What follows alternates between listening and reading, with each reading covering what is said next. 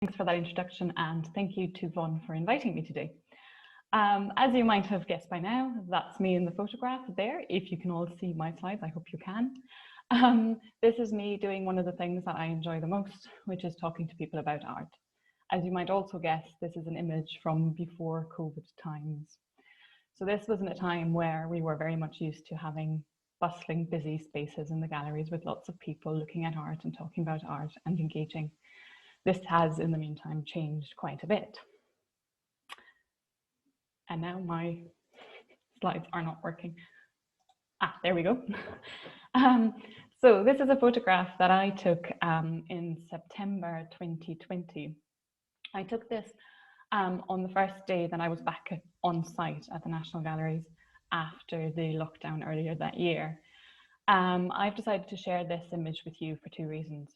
One of the reasons is quite a personal one. So this is an artwork commissioned by the Edinburgh Art Festival in 2013 by an artist called Peter Liversidge.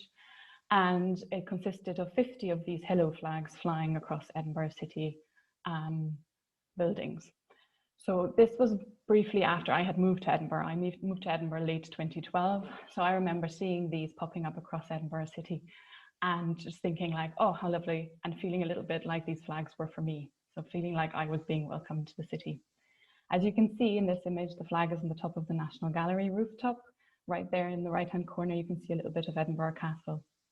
So when I came back onto site in September and this flag was flying at the top of the roof, it kind of made me feel like I was being welcomed back.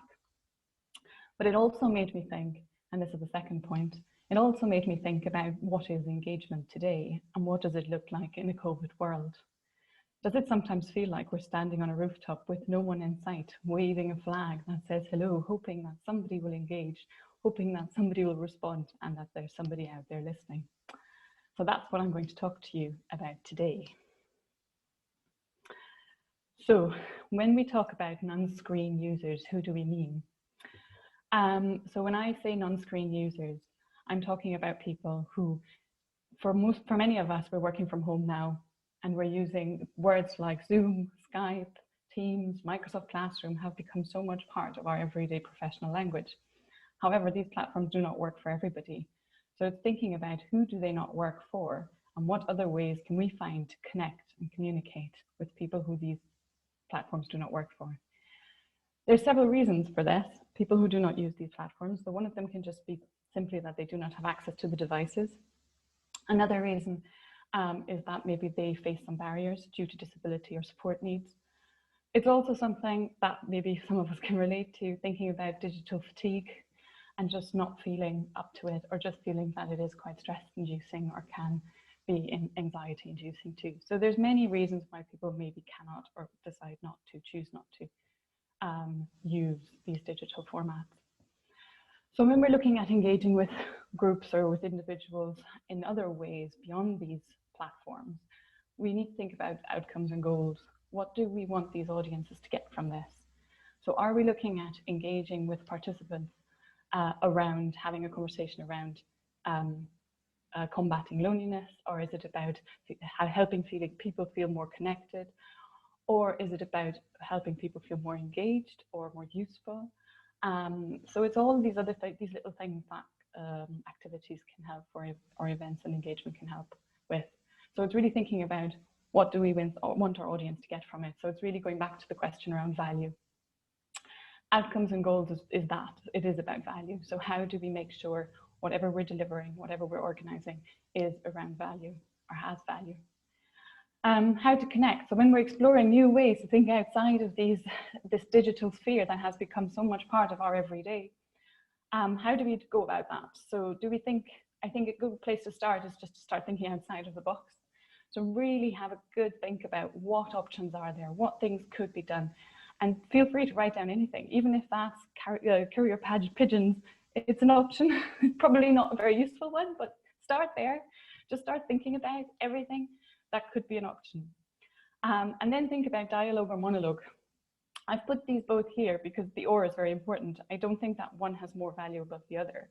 So when we're thinking about different forms of engagement and participation, sometimes an engagement form where it's just about delivering a certain communication and the participant goes away and does whatever they need to do with that information in their own time, that's absolutely valid.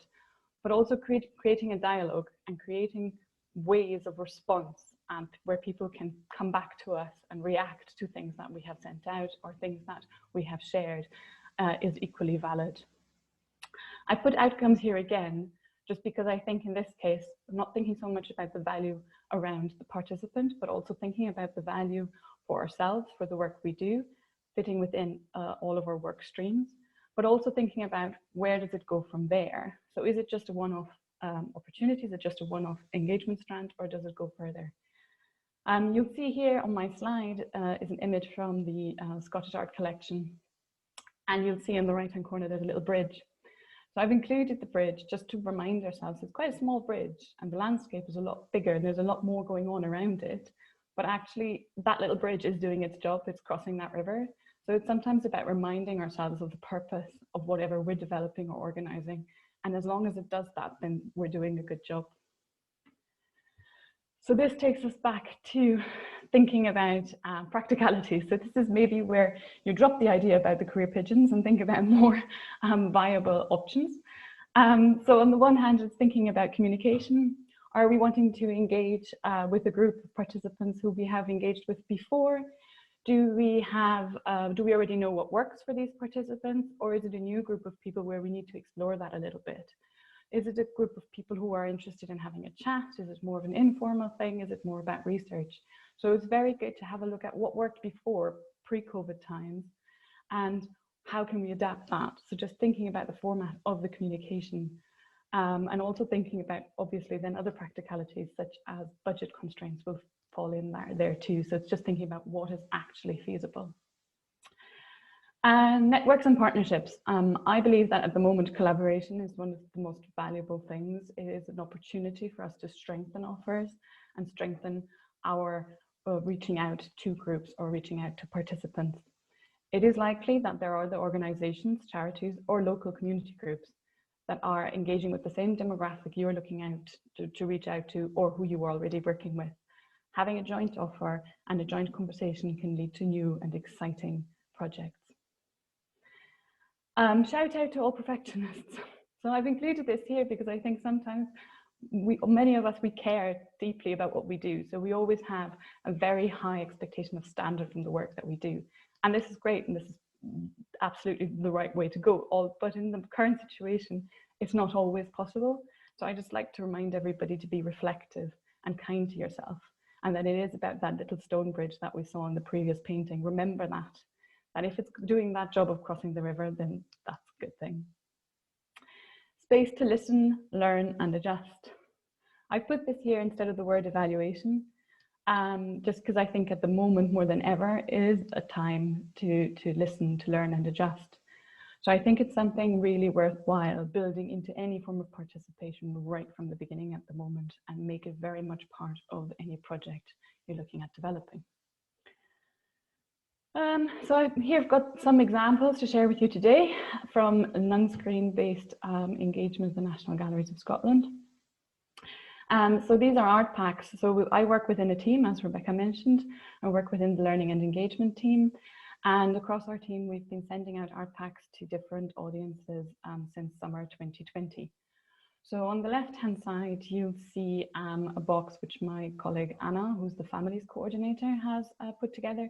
This was last summer, and it was in connection with the Ray Harryhausen exhibition at the Gallery of Modern Art 2.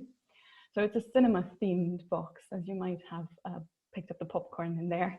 And it's about creating figurines and creating your own animation. And this was developed together with community partners in North Edinburgh and sent out to families. On the right-hand side, these are creative art packs that I developed as part of the Scottish National Gallery project. These were developed in collaboration with ARC, the Housing Association and Charity, and these were sent across Scotland. So there's 60 packs went out in December, all the way from Orkney to the borders in Galashiels. The other examples. So one of the options that absolutely I think is quite a kind of has opened my eyes to a whole other option, which is teleconferencing. Many of the systems I mentioned at the beginning around Teams or Skype or Zoom, they do have teleconferencing options. This meaning that anybody can call in from their mobile phone, from their landline, or from a lobster phone if they have one of those lying around. And basically it's having a chat, sometimes with up to 50 people. I think the maximum I've done was 37 people. My colleague Mara, she's the communities coordinator at the galleries, and she's been using this to engage with the visually impaired audience on a monthly basis in sessions. We also used this for a pilot that was delivered by the Macular Generation Society, where we participated and we did one of the sessions, and it was around creating, delivering a descriptive session, which was a visual artist described one of the paintings from the collection, and then we had a discussion about that on the phone. These sessions can be really lively and really engaging and fun. Art Helps our activity cards.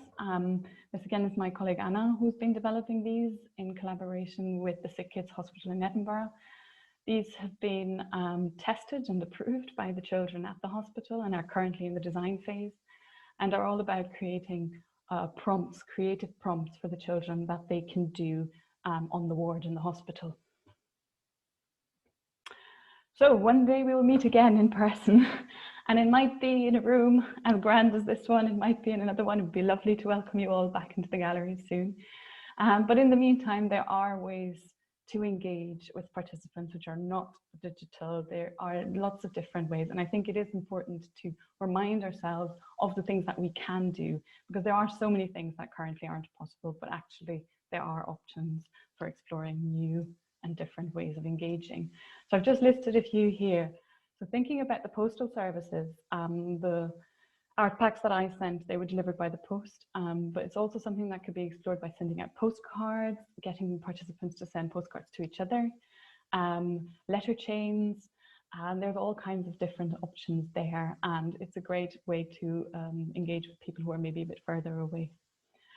Pre-recorded DVDs and CDs. So this is something that I think Scottish Ballet have done recently, and it was about sending out DVDs of performances so people could watch them in their own home if they didn't have the opportunities to stream something, so they can see it in their own time. Prompts, so this is along the lines of the art cards that I mentioned previously, so it's around just giving people an idea, something to think about. There's been a few examples of this using mindfulness, so just about that kind of stopping and slowing down and observing your surroundings. Buddy programs is something that's being used more and more by organizations around teaming up 1 or 2 people or more and having people check in with each other over the phone regularly. So it's just about creating that communication, and often this is, some organizations have been doing this with volunteers, checking in on vulnerable members of the community. Treasure hunts and trails, so you might have spotted some of these around parks and some around streets. There's been quite a few kind of DIY projects of just small things, so quite funny things popping up around having to find different objects or different images that have been laminated and hung in trees. So there's definitely something there, and this is, I think, something that could definitely be explored when engaging with more local communities or local groups. And this is the flag again at the top of the building, and I hope that I've given you a little bit of insight into the opportunities that can be explored, and that it doesn't feel quite so lonely standing up there waving the flag anymore, and that hopefully you can see some people waving back to you. I've popped some links in here, so there's just the Walk, Talk, Make trail to delivered as part of the family programme. This is connected to the sculpture garden at the Gallery of Modern Art. So although this is something that is online, the resource itself, it could be downloaded and people could explore it themselves or print it off. Community Makers is an organisation that work with people who are affected by dementia, but there's lots of great resources on that website, and a lot of them are transferable, and I think there's some really nice ideas there. And then you might have come across this one before from Aging UK, Aging Better UK. They've got some really interesting resources around older volunteers. And then at the bottom, there's my email address. So feel free to pop me a line. Love to hear from you. And also looking forward to hearing your questions in the Q&A. Thank you.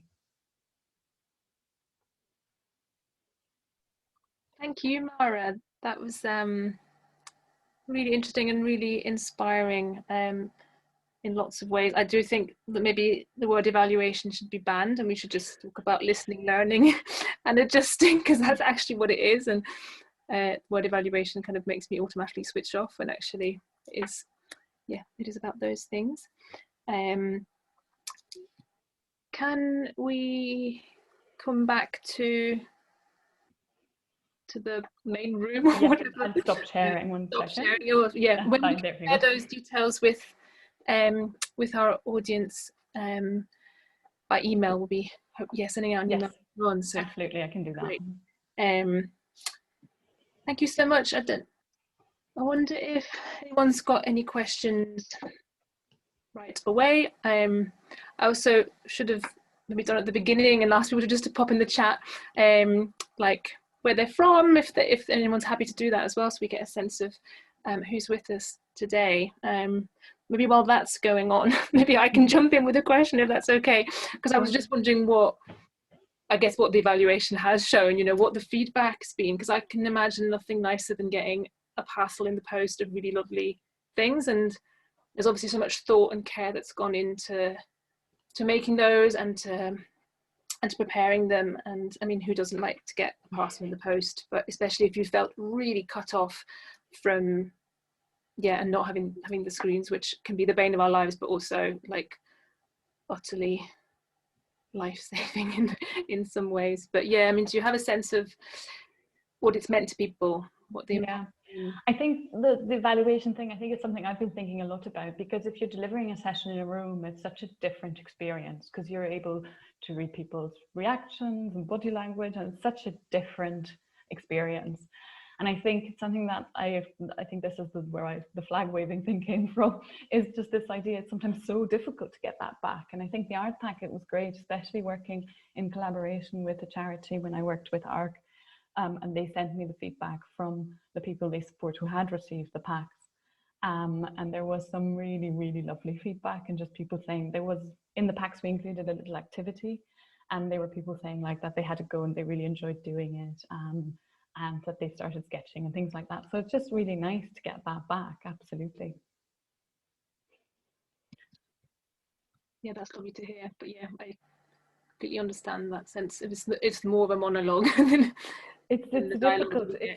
I think it's because I think, again, you kind of said that because you spoke about evaluation, and I think it's that thing of you don't want to send feedback forms at the moment. Like, I really don't want to send feedback forms at the moment in some cases. So it's just about what other ways can we have that conversation, and it being sort of just making sure. I think that the post thing is really good in that way, because like you said, even though we might not get feedback from everybody, we know that they will have had that moment where something came through the post box and we made them look quite nice. So it's about that, just knowing that that has an impact. Yeah, absolutely. I see Rosie had popped. There you are, Rosie. Go on ahead. Good to see you. Yeah, hi everybody. I'm Rosie Wiley from Historic Environment Scotland, Communities Engagement Manager, and I'm also on the Make Your Mark campaign group. I just want to say it's wonderful to be here at the first Vaughan event, and that was really great presentation, and thanks so much for organising this. I'm interested what your thoughts are. So last year, everyone scrambled around to get loads of digital content and get stuff online and look at the digital side of things. And I think there definitely was a sense of, what about the digital divide? What about non-screen users?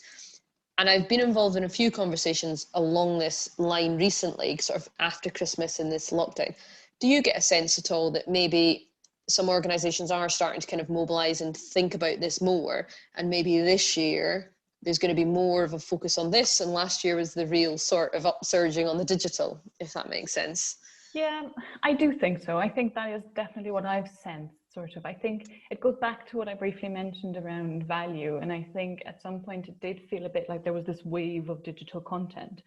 And just speaking from like my personal experience of that, I couldn't deal with it. It was too much. It was just like I didn't know what to pick and what to watch and what not to watch. So I think it has gone back to that there is so much out there. So it is thinking about that sort of that more that, I don't want to say more human experience because I'm, but that more kind of personal and relatable experience. And I think that is something that not just organizations are looking at for people who maybe have barriers in using devices, but just for everybody, because there's become this sort of around digital fatigue and people just being a bit tired. So I think it is something that organizations are becoming more and more aware of. I think that might also change just from where we are at, that we're going into spring and summer. So I'm hoping that with the weather, there might be more opportunities again to do something that's outdoors, even if that's not necessarily in a group, but just having little like the treasure hunt ideas, or like we saw at the beginning of lockdown with the rainbows, these lovely little kind of connections.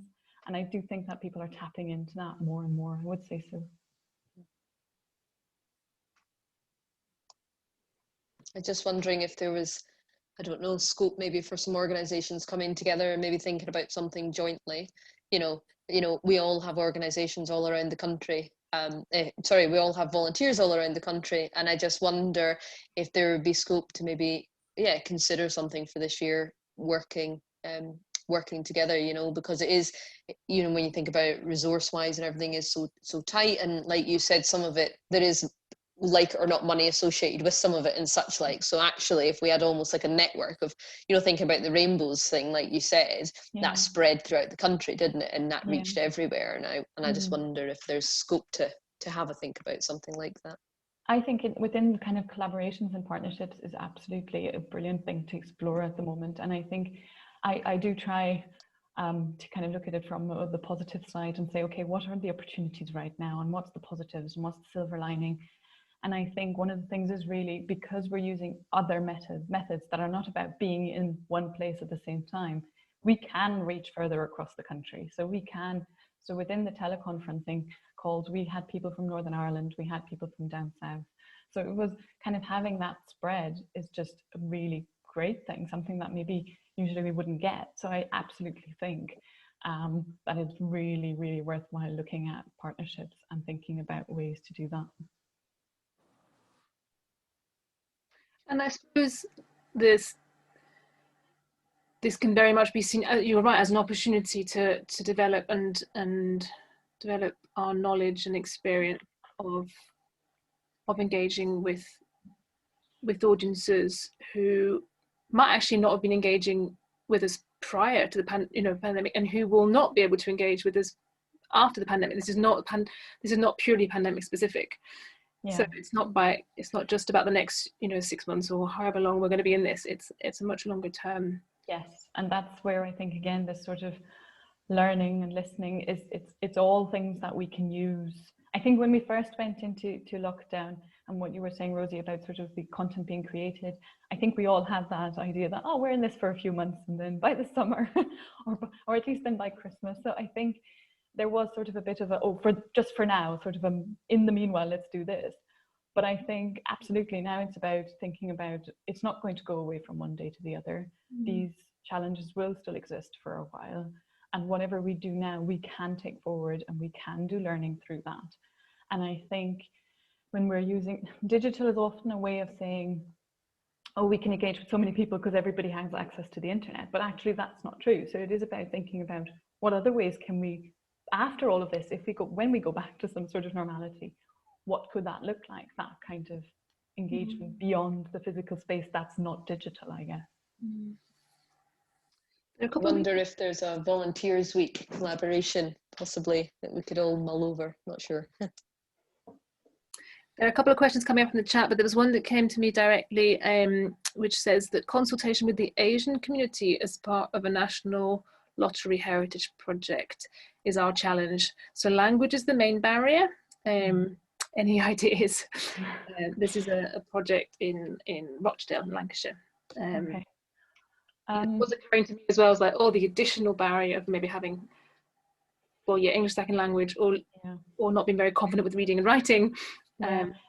Images, I think, coming from an art collection, there are a lot of I think there's that phrase of 1,000 words can be said within one image, and I think it is something about thinking about how can images be used and how can they tell a story.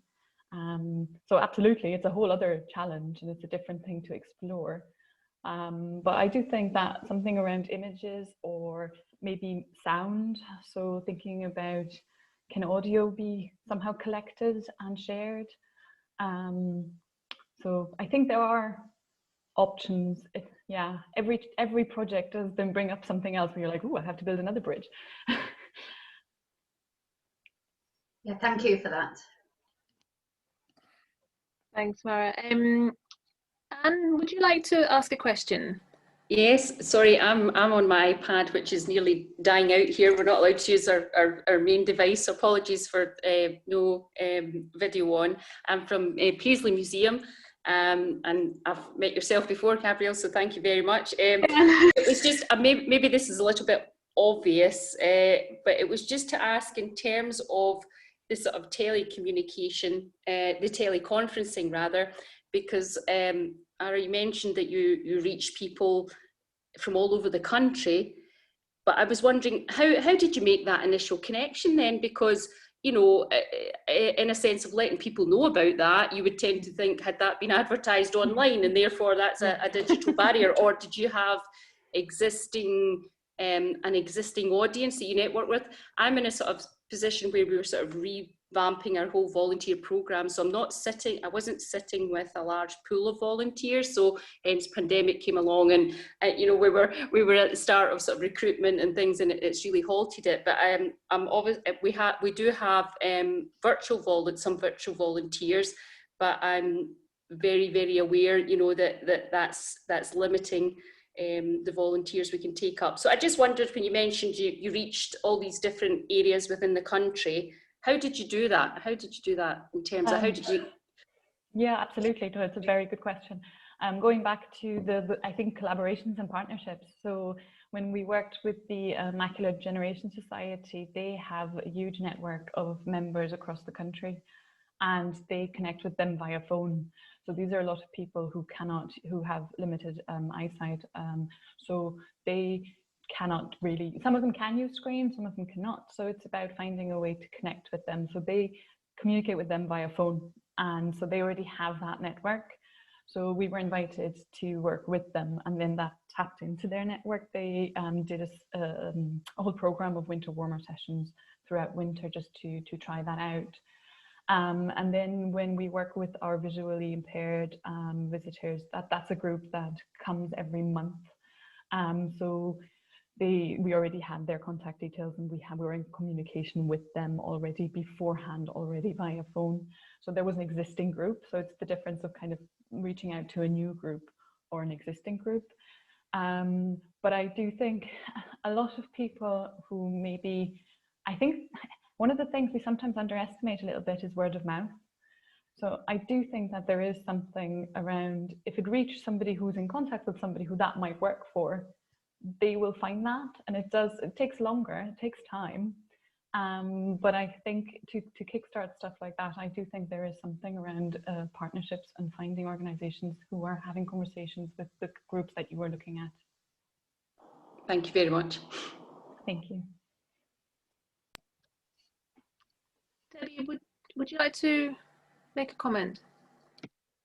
Yeah, it was just to add to Rosie's idea, which I think is good for us all to perhaps collaborate on different ways that we've maybe come across. And just one of the things that was fairly new for National Museums, the Learning Engagement team had been working with a software package called Rev for the hard of hearing. So it then meant that we had a wee job for volunteers to do remotely by adding vocabulary that was related to museum, you know, sort of wording and things that it wouldn't necessarily pick up. So sort of Lewis chessmen or things that were in our museum. So it had a sort of dual thing in that we didn't work with that technology much before, but it then provided a spin-off role for perhaps some virtual volunteering as well.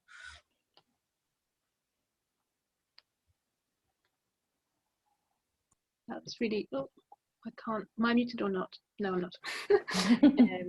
Well, that's really helpful to hear, I suppose, because we are here as volunteer organisers and thinking what's transferable to our work supporting and involving volunteers in our organisations. Does anyone else have any any examples to share, maybe of supporting volunteers or working with volunteers in the last 11 months?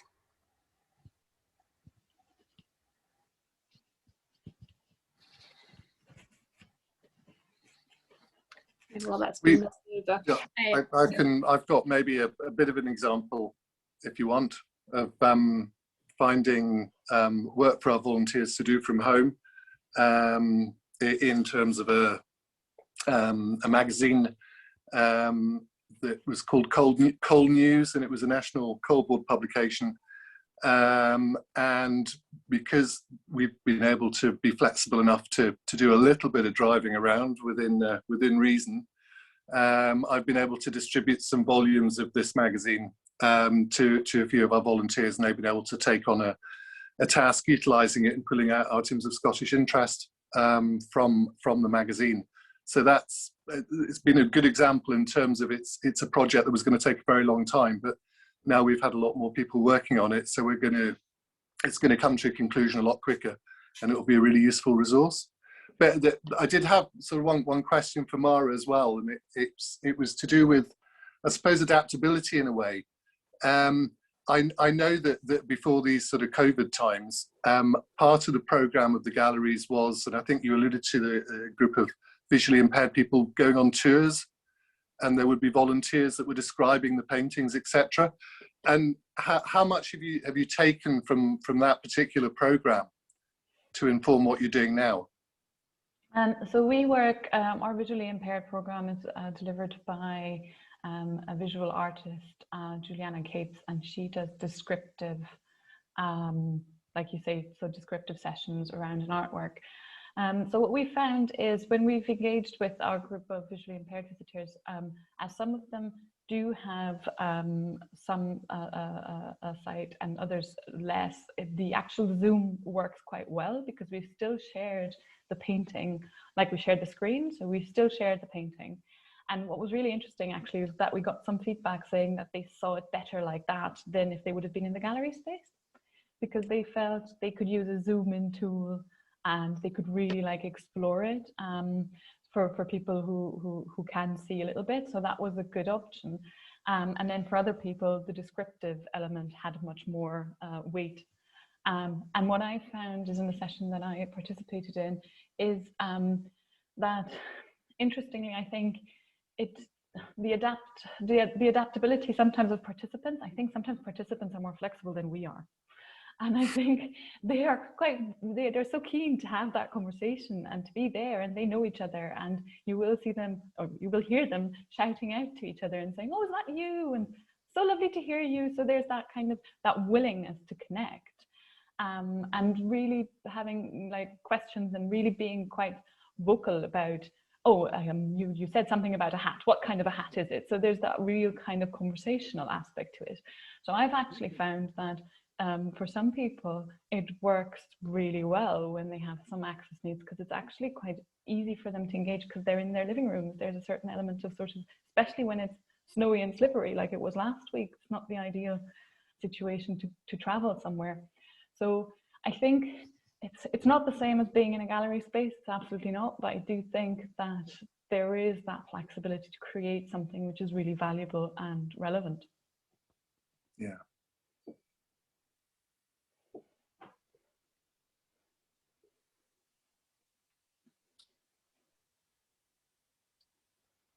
Sorry, I'm just monitoring the chat at the same time. Thanks for that comment as well, Erin, about your work with the Refugee Council. Talking about budging people, and using good old Google Translate as well.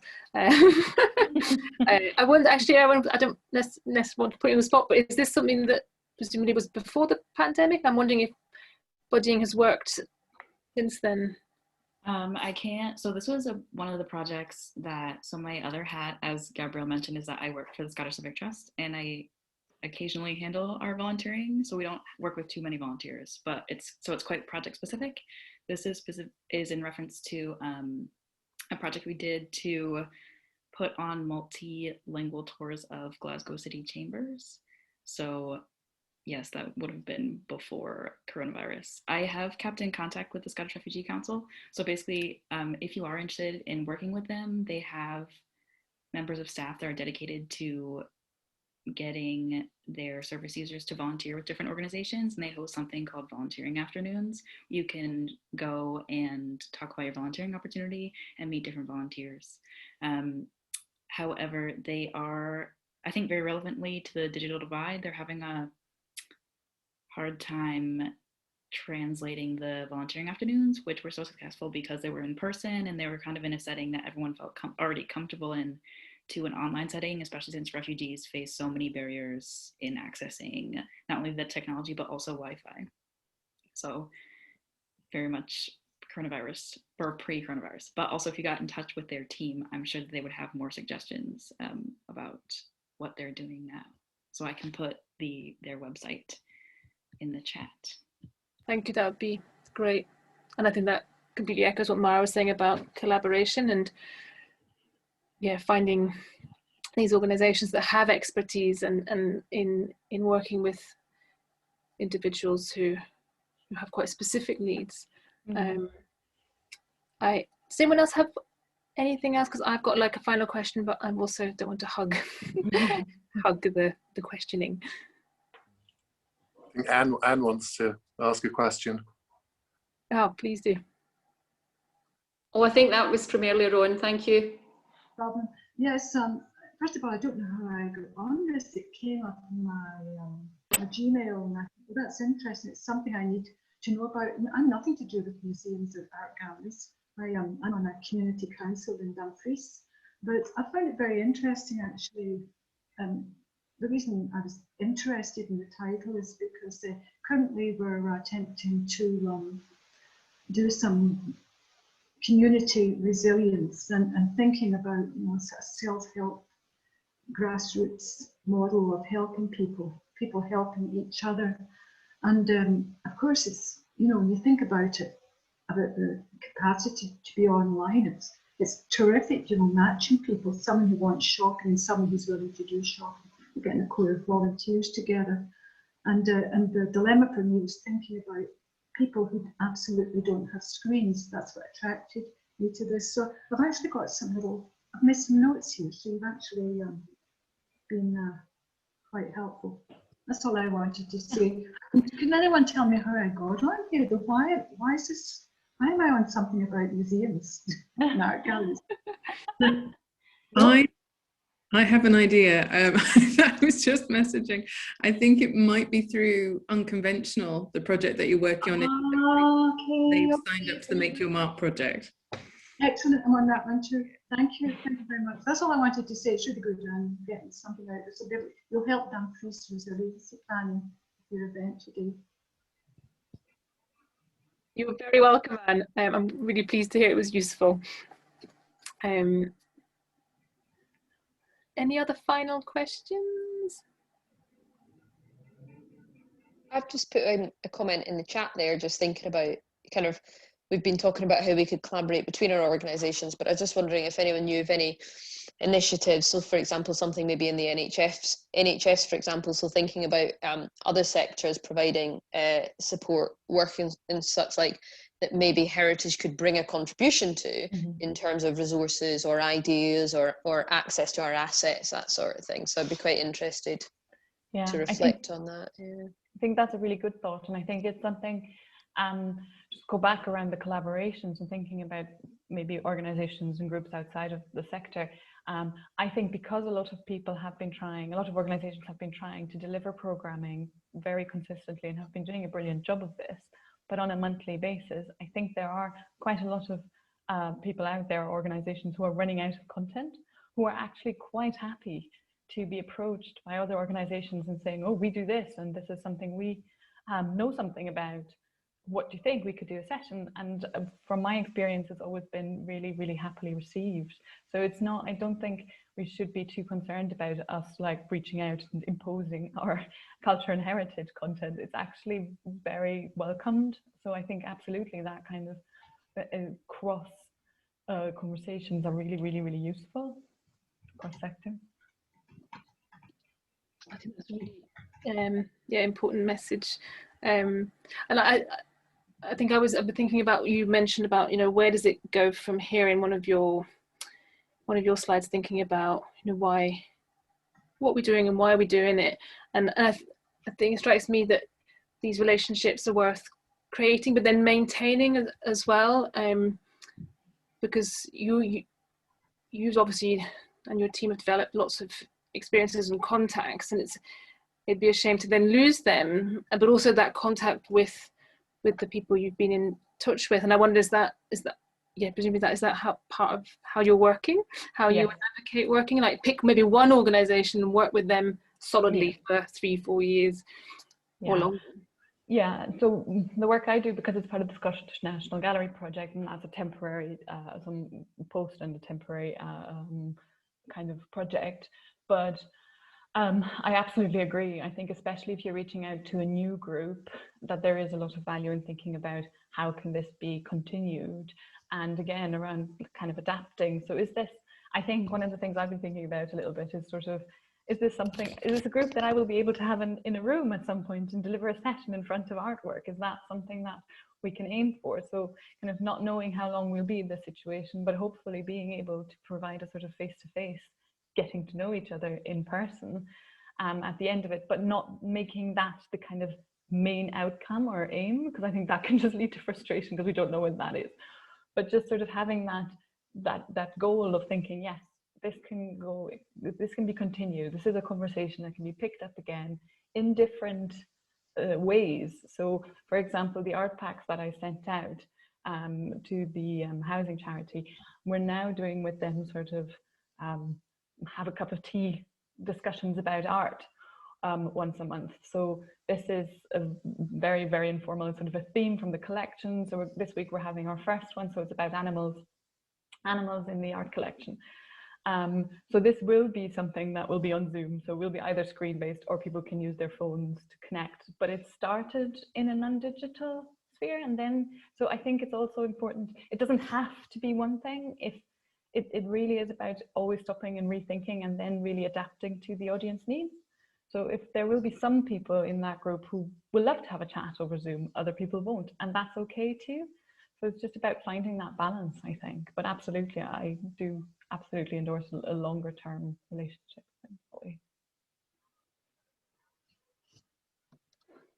You want to jump in? Final question, then we'll wrap up. Well, can I put mine in? Yeah, mine. So I'm Julie. I work with science and technology collections. One of the problems I've sort of felt over the lockdown in creating digital content is that it's hard when we've been doing like blogs and Twitter and things like that, but sometimes it's a bit kind of aimless because you're just throwing it out there and you don't know, there's not like a specific audience in mind. So I found it really useful of you saying about actually contacting people and saying, what is it you want? And then we can be a bit more targeted in what we produce. And it makes it easier for us to do it then, and a bit more motivated, I think. I don't know if anyone else is the same, especially with science and technology collections. Yeah, I can totally imagine. I absolutely agree that sometimes it can be really exhausting to just be producing content and you don't get anything back. So I think if you can have that, seek out those relationships where you can actually have a conversation, have a dialogue and respond to it, even if you might be from a numbers perspective reaching a smaller group. I do think it's about thinking about that value and thinking about who does it work for and what are they getting out of it. So really focusing on that value question. And I think again, it's around sort of the evaluation, and it's so different when you're talking, especially around collections. You might be able to say, okay, we had X visitors this week. But if you're talking online, you can say you had 20,000 people, but you don't know how they engaged. It could have just been a click or something. So it's really about focusing on that value, and that value lies elsewhere at the moment, I think. So it's really about having that conversation and making space for that. So I think that could be, yeah, I think yeah, sorry, I was going to repeat myself and ramble on, but I've said what I wanted to say. Thanks for your question. Thanks, really interesting talk though. I was at the Aardman Animations workshop at the galleries on Friday and it was fab. Oh, fantastic. I'll feed that back. Thanks for feedback. Thanks everyone, and thank you so much, Mara. Yeah, obviously it's really been food for thought for me and for us all, I think, by the sounds of it. Really appreciate your time and for your really gorgeous presentation that you obviously put loads of thought into. Thank you for having me. And thanks everyone for joining us.